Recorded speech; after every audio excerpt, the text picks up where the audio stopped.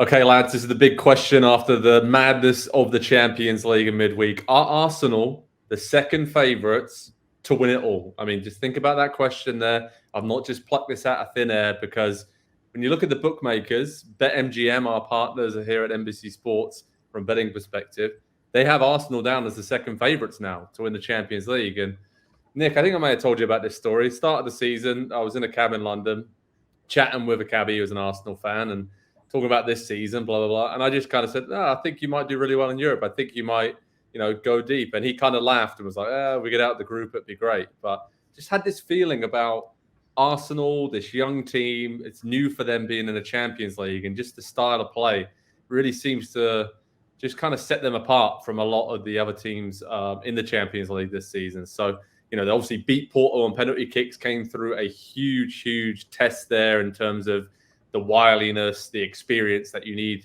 to get through games like that in that tournament. First time in the quarterfinals since 2010. So what do you think? Are they the best of the rest? No, I don't think so. But I think the argument you make is a really good one. So that's the way I would put it. I'm surprised that they are second favorites. I think you can make a compelling argument for them. So can we keep those things separate? That's my question. I like the way they play. I do think there's something that is more than their naivete, that they are bullheaded enough that the experiences they haven't had, I don't think they quite realize yet. Your first time in, like the second time, you start to know what you're into, but I still don't think that they know yet, and that can be a good thing. But I just look around at the rest of the teams, and obviously the draw can make a big difference. But what they're missing is the only time we've seen a that's our dude. With all respect to Saka, with all respect to Rice, that's our dude forward, not in a Champions League winner. It was when Chelsea beat Man City, and neither of them had one. So I just think to get to a final, you're going to have to beat a PSG with Mbappe. You're going to have to beat a Bayern with Kane. You're going to have to beat a Man City with Haaland, or you're going to have to beat a Barcelona with Lewandowski. And I just can't call them second favorite to anybody that has a player like that. But the argument for the system, totally buy it. It's great football. I can't put them right there. Yeah, it's really intriguing, though, when you actually think about it. You mentioned all of the great teams there, all of the superstar players. And I just think that when you start to think about, obviously, Man City are everyone's pretty much clear favourites to win it again, you would say.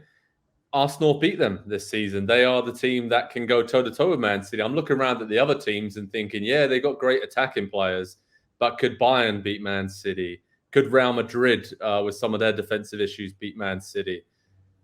I'm not sure. So I think maybe as a team, Arsenal are the second best team. But you're right. I think that elite level individual that's been doing it in the Champions League for 5, 6, 7 years, they don't quite have that because of how young they are. So that is the only kind of counterpoint there, Nick, which is a really good one against Arsenal. And Andy, to add into the mix, obviously they're in a Premier League title race as well at the same time. So my question to you is, do they have a better chance of winning the Champions League or the Premier League? And that argument that I said about maybe being better suited to Europe, do you agree with that compared to the way they match up with Liverpool, Man City? I actually think it's the Premier League for them. And I think it's because, well, Nick laid it out, I think, almost perfectly. One, it's the teams that you're going to have to go through to do it. The players that they have at that elite level, that as much as we love Saka, as much as we love Rice, I don't think we would say either any player in any position for them, probably not the best in the world. Just about every other real favorite team left in the Champions League has one or two of those players in their team, and that is the kind of level that Arsenal's trying to reach. And also on the pressure not getting to them, it did a bit. They struggled getting through Porto, and you have to go through penalty kicks, and maybe that takes the weight off your shoulders because you've been that close to elimination and you've been through that. But also, this is now the point really in the Champions League where that pressure ramps up even more, again, because of who you're playing. And I was looking at their squad and the way that Mikel Arteta has used it this season between the Premier League and the Champions League. and it's lacking a bit of depth. It's really lacking impact players off the bench in that game. And Nick brought it up in the PST group chat. Through 105 minutes, he made one sub.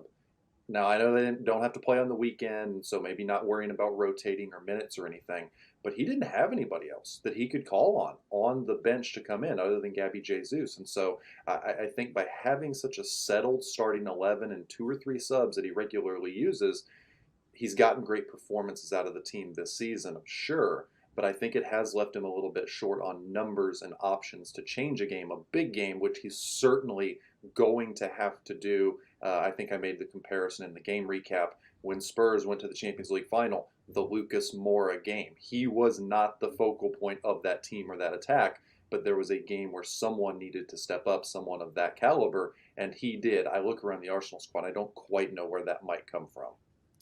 Yeah, it's a good point. I mean, when we look at the squads remaining, I mean, who are the favourites then, Nick? We mentioned Man City probably are most people's favourites. They're the bookies' favourites. But we look around, obviously, Real Madrid, their experience of winning this trophy. There's so many great young players all playing well together.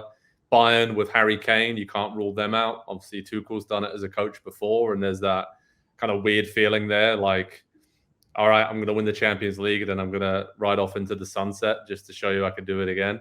And then I guess PSG with the Mbappe situation, right? Kind of extra motivation for him to leave Paris, kind of completing it, the whole set. So what do you think there? Because, again, we're talking about this before the draw, aren't we, for the quarterfinals and semifinals? So that can play a huge, huge part in who we're predicting to win it all. Man City is the only team without a flaw. That's how I would put it. It doesn't mean that they can't have a flawed game, but I can go down the list. Bayern, I don't love the consistency they get from their wings, even though they're world class. PSG, I worry about the back line, although they do have Gigi Donnarumma. Real Madrid is close. Real Madrid is close, and Lunin might be legit, but that is their second string goalkeeper, and he was their second string goalkeeper for a reason. Arsenal, we talked about the experience. Barcelona just doesn't seem to, talent-wise, by the way, Barcelona, maybe you make the argument, but they just haven't put it together consistently this year. Dortmund's not there. Atletico Madrid, not a favorite, but I'm interested in talking about them as a dark horse because you talked about Arsenal struggling with Porto. Put Arsenal against Atletico Madrid and a little better counterattacking and watch what happens. So Man City, I don't see the flaws. 9 out of 10 games, they're better than the team across from them. Yeah, no, I totally agree with that. And you're right. Certain horses for courses, right? In terms of who you want to play in the quarterfinals and semifinals. I think there's certain really streetwise European teams left in this competition that you don't want to face if you're Arsenal going into these, last few rounds before potential final at Wembley on June 1st. Andy, here's a question. Does this year's quarterfinal field, we've just listed all the names there, absolute giants of the European game. The fact that they've all made it to the last 8 and it's been somewhat predictable, you would say, in the group stages, does that suggest that with the Champions League format changing for next season and going to this huge group stage model where we'll have a lot more of the big boys playing against each other early on, does that suggest that's a good time to do this and kind of have to give UEFA a bit of a pat on the back for making it a bit more intriguing? Because right now we're in the last 8 and many people would have predicted these 8 teams. Yeah, I will say I think with, 24 teams going through to the knockout rounds from the league table, we got to change our vernacular here and remember on the fly.